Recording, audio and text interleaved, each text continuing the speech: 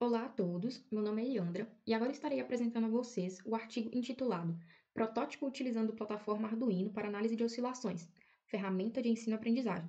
Esse trabalho foi realizado pelas discentes Fabiana Alves Martins, por mim, Yandra Batista da Silva, Joyce Dani de Oliveira e pelo professor orientador Daniel Moraes Santos, da Universidade Federal dos Vales do Jequitinhonha e Mucuri, da cidade de Teófilo Otoni, Minas Gerais.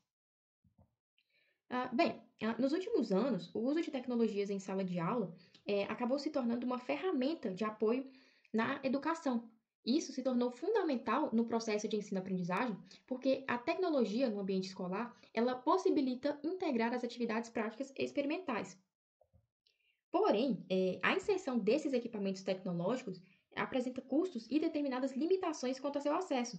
Então, tendo em vista a dificuldade do uso de tecnologias digitais em sala de aula, ainda é possível tornar as aulas mais dinâmicas e atrativas, a partir, então, de estratégias economicamente viáveis e adequadas à realidade da instituição de ensino.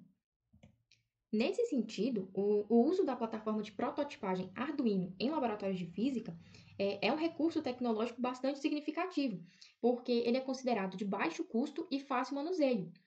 Ainda segundo Corralo, Junqueira e Schuller, a versatilidade da plataforma Arduino é evidente uma vez que sua tecnologia é aberta e adaptável às necessidades do usuário, permitindo a modelagem matemática a partir da automatização da coleta de dados. Então, considerando a dificuldade dos alunos em compreender determinados conteúdos na área da física, né, a exemplo do movimento harmônico simples, ou MHS, é válido essa tentativa do aluno em poder correlacionar teoria e prática a partir da experimentação, para que ele possa compreender os princípios fundamentais da física que estão envolvidos nesse processo. Definido por Halliday, Resnick e Walker, o movimento harmônico simples, ou MHS, configura-se como um sistema dinâmico que realiza movimentos periódicos em uma mesma trajetória. As oscilações podem ser observadas em pêndulos ou sistemas massa-mola. Na tentativa, então, de integrar o estudo de fenômenos físicos fundamentais, esse artigo tem por objetivo propor uma alternativa de automatização do experimento sistema massa-mola vertical que descreve o MHS. Para a coleta de dados, foi utilizado o microcontrolador Arduino Uno e o sensor ultrassônico modelo HC-SR04. E a partir dos dados obtidos experimentalmente, foi realizada uma proposta de estudo das características do MHS. Como dito, o movimento harmônico simples ele se caracteriza por ser um sistema dinâmico que realiza movimentos periódicos quando é submetido a uma força, e ele tende a voltar para sua posição de equilíbrio. Por se tratar de um estudo voltado para a análise do comportamento oscilatório de um sistema massa-mola, é importante, primeiro, entender os conceitos físicos que descrevem esse movimento. A primeira característica a ser observada é a lei de Hooke, representada pela equação F igual a kx, em que F é a força aplicada ao sistema, x é a deformação da mola, o quanto ela foi comprimida ou alongada, e K é a constante elástica da mola, que mede a rigidez do material, ou seja, a força que deve ser aplicada é necessária para que a mola sofra uma deformação. Observando essa equação, é possível perceber que existe uma relação de linearidade entre a força atuante e o deslocamento provocado. Então, quanto maior for a força atuante sobre o sistema, maior será a deformação da mola. A figura 1, representada à esquerda, mostra um sistema massa-mola vertical em diferentes estados. Em um primeiro momento, nós temos a mola que não apresenta deformação, porque não há nenhuma força externa atuando sobre ela. Já no segundo momento, nós temos uma deformação causada pelo peso que foi adicionado ao sistema e logo depois o equilíbrio é atingido, ou seja, é alcançado o repouso. Como o sistema massa-mola vertical ele corresponde a um oscilador linear, ele é descrito por algumas equações. Por exemplo, a de deslocamento, em que xm é a amplitude das oscilações, t é o tempo em segundos, ômega é a frequência angular, usualmente medida em radianos por segundo, e o φ é a constante de fase. Outra importante característica do movimento oscilatório é o período t. Esse período, no caso, é o tempo necessário para realizar uma oscilação completa. O período ele pode ser calculado com base na frequência angular ou ainda através da massa e da constante elástica da mola. Em um oscilador linear, ainda é possível observar as energias que estão envolvidas nesse processo. A partir aqui da figura 2, percebemos que a energia cinética, representada por U de T, é convertida em energia potencial, representada pelo K de T, e vice-versa. Então, além disso, além dessa conversão de energia, com base no princípio da conservação de energia, a soma da energia cinética e potencial apresenta módulo constante.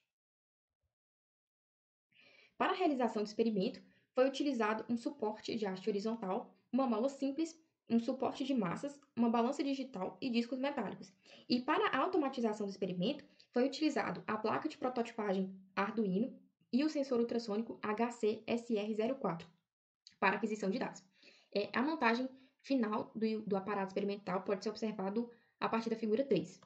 O processo de automatização ele foi dividido em 3 ensaios, denominados de A, B e C.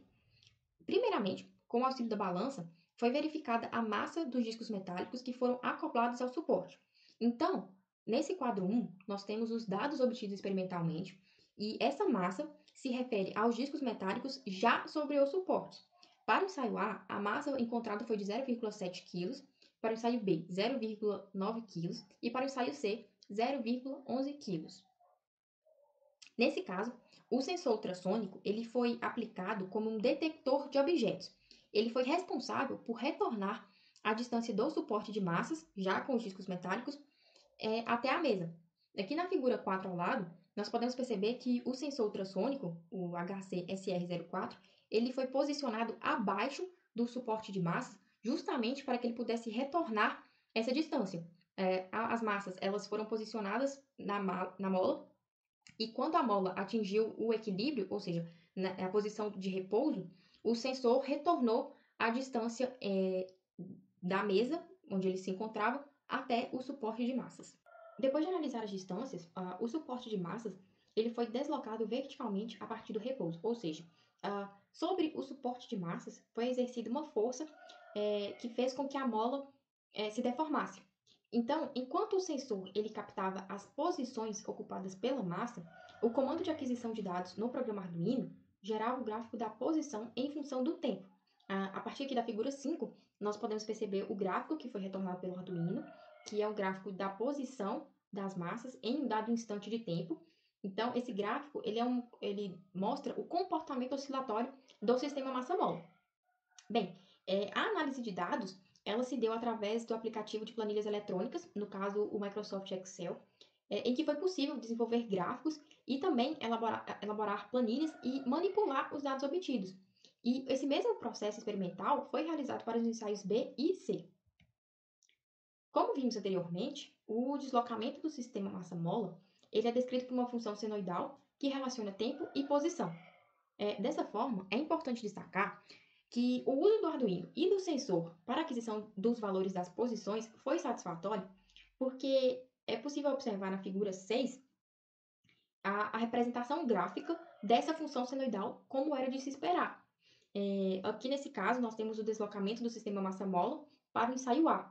Então, a partir dos dados obtidos, dos valores retornados pelo Arduino e pelo sensor, através da planilha eletrônica do Excel, os dados foram tratados e foi possível fazer o gráfico da posição em relação ao tempo. É possível perceber também que esse gráfico apresenta o mesmo comportamento da figura anterior, que é a 5, que mostra o comportamento oscilatório do sistema massa-mola. A partir dos dados obtidos, foi possível extrair alguns valores das características citadas anteriormente, como, por exemplo, o período, a amplitude, a frequência angular e também a velocidade e a aceleração máxima para cada ensaio. Aqui no quadro 1, nós temos os resultados para cada característica e também para cada ensaio desenvolvido. Bom, com base nas massas e na frequência angular, foi possível analisar teoricamente a deformação elástica do sistema. Primeiramente, foi feito um processo de linearização, ou seja, foi estabelecida uma relação entre duas variáveis. Nesse caso, as duas variáveis escolhidas foi a frequência angular e a massa para cada ensaio. No quadro 2, nós temos os resultados obtidos a partir da linearização. E por se tratar, então, de um comportamento que é descrito pela lei de Hooke, A constante elástica da mola, ela pode ser encontrada a partir da regressão linear. Então, após fazer o processo de linearização, sobre esses resultados encontrados, foi aplicada a regressão linear. Então, a regressão linear, ela retorna para a gente o valor do coeficiente angular da reta. E a constante elástica nada mais é que o quadrado do coeficiente angular. Então, após fazer todo esse processo de linearização e regressão linear sobre o resultado obtido, o quadrado do coeficiente angular foi encontrado uma constante elástica para a mola de K igual a 6,53 newtons por metro. É válido lembrar que a constante elástica da mola, ela mede a rigidez da mola, então ela vai variar e depende muito do tipo de material e também da espessura e do comprimento. Bem, o uso do Arduino, junto ao sensor ultrassônico, eles apresentaram um bom desempenho na aquisição de dados, né? É importante destacar que existe sim uma imprecisão na leitura realizada pelo sistema, porém, para fins didáticos, o valor dessa discrepância ele é baixo, e isso não possibilita a utilização em sala de aula. Então, levando em consideração o baixo custo do material, a plataforma Arduino ela acaba se tornando um recurso capaz de contribuir positivamente no processo de ensino-aprendizagem.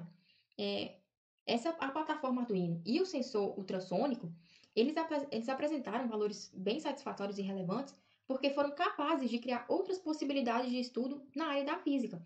Então, além das análises aqui apresentadas, outros conceitos podem ser discutidos em sala de aula através do mesmo experimento. Há exemplo aí do estudo sobre amortecimento, também temos a questão da influência da massa na velocidade e da aceleração. Então, existem diversos outros temas que podem ser explorados a partir desse experimento com a utilização do Arduino e do sensor dentro da área da física. Aqui vai os agradecimentos. Os autores agradecem ao professor Dr. Márcio Macedo, vice-coordenador do curso de graduação Ciência e Tecnologia, PCIT, do Instituto de Ciência, Tecnologia e Engenharias, por ter disponibilizado o material e o laboratório da Universidade Federal dos Vales do Jequitinhonha e Mucuri para a realização do experimento. Aqui são as referências utilizadas durante o desenvolvimento do artigo. Obrigada a todos.